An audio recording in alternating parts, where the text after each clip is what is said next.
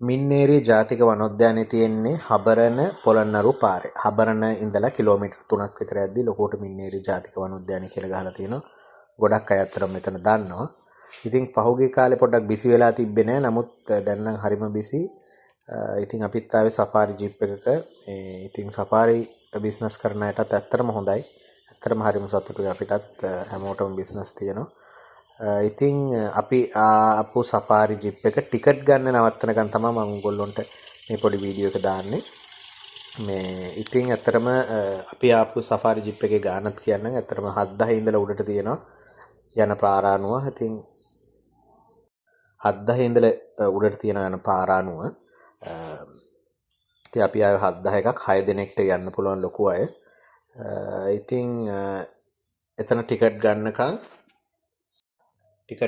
අපි හිටිය පොඩි වෙලාවක් යන්නේ. ඊට පස්සේ අපි කෙලින්ම මින්නේරිය වැව ගාවට තමයි යන්නේ එලිපන්ට්ලා අලි බලන්න. ඉතින් ඕගොල්ලොන්ට පේනවා මේ ඇත්තටම අපි ගියපු වෙලාවේ අපිත් ලකි මේ එලිපන්ට්ලා ගොඩාක් හිටියා අලි. මං හිතන්නේ 200ක් විතර හිටියා.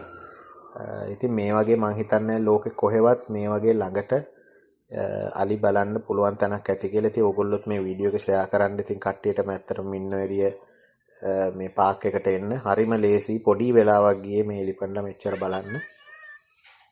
පොඩි වෙලාවක් ගියේ.